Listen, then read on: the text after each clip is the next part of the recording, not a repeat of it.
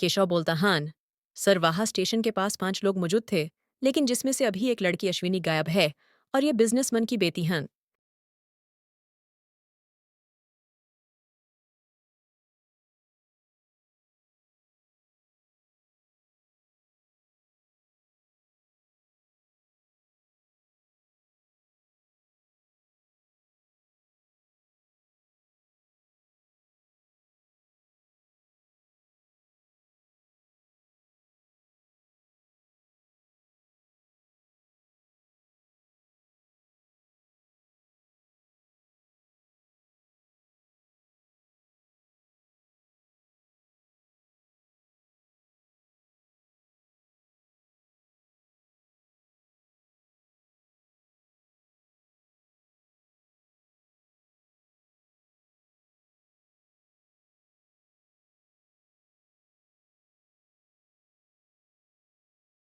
इसके अलावा उसे और कोई जानकारी नहीं मिलती, जिससे कि वीरेंद्र का शक पक्का हो जाता है कि वो दोनों खून अश्विनी ने ही किया है। वो तुरंत अपनी टीम को अलर्ट करता है कि उन चारों पर अपनी नज़र और तेज कर दो, उन सभी के कॉल ट्रैक किए जाएं। वीरेंद्र यह कहकर फ़ोन रख देता है। उसके बाद हेड ऑफिस जाकर अपने सीनियर से परमिशन लेता है कि उसे अमेरिका जाने दिया जाए, लेकिन अधिकारी इसके लिए तैयार नहीं होते कि सिर्फ शक की बुनियाद पर इतना बड़ा रिस्क नहीं लिया जा सकता। अरविंद इस बात से बहुत परेशान हो जाता है। वह किसी भी तरीके से इस केस को सॉल्व करना चाहता है। वह पूरी रात बेचैनी में करवटें बदलता रहता है, उसे मानो नींद ही नहीं आ रही हो। अचानक उसे ख्याल आता है कि और वह उठकर बैठ जाता है। अगली सुबह हेड ऑफिस में अरविंद अपना इस्तीफा दे देता है। ऑफिसर उससे इसकी वजह पूछते हैं और अरविंद बोलता है कि सर, अब मैं इस केस को नहीं संभाल पाऊंगा, मुझे ब्रेक चाहिए। यह बोलकर वह वहां से निकल जाता है। अपने कमरे में पहुंचते ही वह पैकिंग करने लगता है और बैग लेकर सीधा एयरपोर्ट पहुंचता है, जहां वो अमेरिका की फ्लाइट पर बैठता है, जिससे मालूम होता है कि असल में उसने केस को छोड़ा नहीं है। वीरेंद्र अमेरिका पहुंचता है, अब अश्विनी की तलाश शुरू कर देता है। कई दिन बीत जाते हैं, लेकिन कोई भी सुराग हाथ न लगने से अरविंद काफी निराश होता है और वो एक पार्क में बैठ जाता है। अचानक उसके कानों में एक आवाज आती है, अश्विनी मेरी बात सुनो। अरविंद अचानक उठकर उस आवाज के पीछे चल पड़ता है, लेकिन ये अश्विनी एक छोटी बच्ची होती है।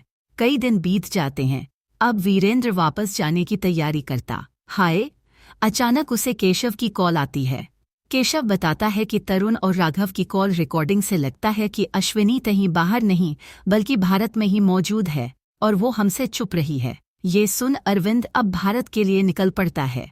भारत आकर वो चारों दोस्तों को अपनी कस्टडी में लेता है और उन्हें किसी सुनसान जगह पर ले जाकर बहुत मारता पीटता है। पूछता है कि अश्विनी कहाँ है, बताओ कहाँ है अश्विनी। अरविंद का गुस्सा बहुत बढ़ा हुआ था। राघव अरविंद का गुस्सा देखकर काफी डर गया। राघव इतना डर जाता है कि वो बोलता है, मैं बताता हूँ आखिर अश्विनी कहाँ है। अब अरविंद ये सुनकर कुछ शांत हो जाता है और बोलता है, बताओ मुझे कहाँ है वो। राघव बताता है कि अश्विनी अपनी मासी के पास पुणे में है। अब अरविंद पुणे का पता लेकर वहां के लिए निकलता है और कहता है, इन चारों को अपनी कस्टडी में रखो, लेकिन पुलिस स्टेशन में नहीं। ये बोलकर वो वहां से चला जाता है। अरविंद पुणे वाले पते पर पहुंचकर दरवाज़ा खटखटाता है, पर दरवाज़ा नहीं खुलता। अरविंद कई बार दरवाज़ा खुलवाने की कोशिश करता है, एक एक करके सभी कमरों की तलाशी लेता है। तभी एक कमरे में एक लड़की बहुत डरी सी बैठी होती है, बड़बड़ाती है। अरविंद कुछ समझ नहीं पाता है कि ये क्या बोल रही है। वो उसके पास जाता है उससे बात करने के लिए, लेकिन अरविंद नाकामयाब होता है, क्योंकि अश्विनी को देखकर लग रहा होता है कि वह अपने होशहवास खो बैठी है। तभी अंदर चोर चोर चिल्लाते हुए एक औरत आती है, पूछती है, तुम कौन हो। ये अश्विनी की मासी होती है। वो अरविंद को देखकर काफी घबरा जाती है। तब अरविंद बोलता है, डरिए मत, मैं एक पुलिस हूँ और एक केस के सिलसिले में अश्विनी से बात करने आया था, लेकिन ये तो कुछ भी बताने की हालत में नहीं है। अरविंद काफी उदास होता है। ये देखकर मासी बताती है कि अश्विनी के पापा जब इसे मेरे पास छोड़ने आए थे, तब वो उस समय भी ऐसी ही थी। वो बोल रहे थे कि वो कुछ दिन बाद अश्विनी को लेने आएंगे, लेकिन अभी तक नहीं आएंगे। हाँ, वो काफी डरे हुए भी थे और बोल रहे थे कि किसी को पीटिए ना हो, अश्विनी यहाँ है।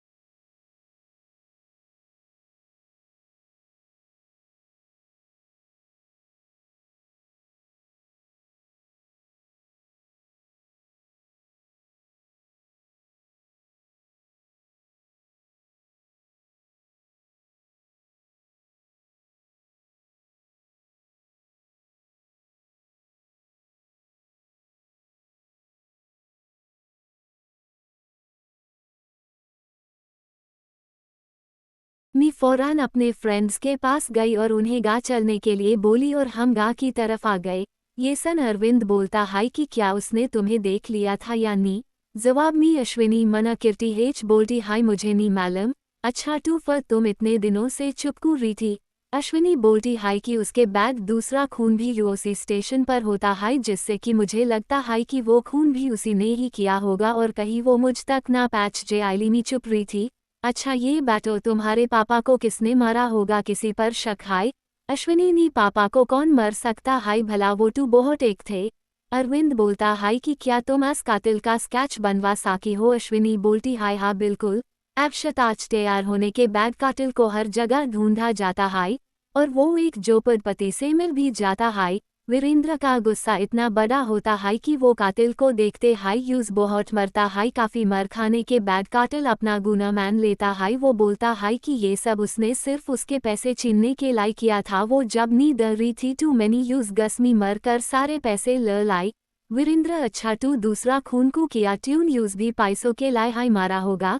चोरनी साहब नी मैंने यूज नी मारा, मैंने सिर्फ एक हाई को मारा हाई बस। वीरेंद्र फ कातिल को मरने एलता हाई बोलता हाई बतानी टू टिचेमी चोडूंगा नी बोल।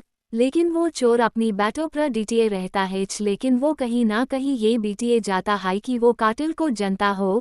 वीरेंद्र चोर को जेल में बैंड करके बोलता है कल इसे कॉटलर जाना हाई। अगले दिन जब चोर को कॉटलर जाते हाय तभी चोर पर कतिलाना हमला हो जाता हाय जिससे कि चोर मारा जाता हाय। वीरेंद्र पूरी कोशिश के बावजूद चोर को बचा नहीं पता और फिर एक बार वो जहां से शुरू करता हाय वही आ जाता हाय।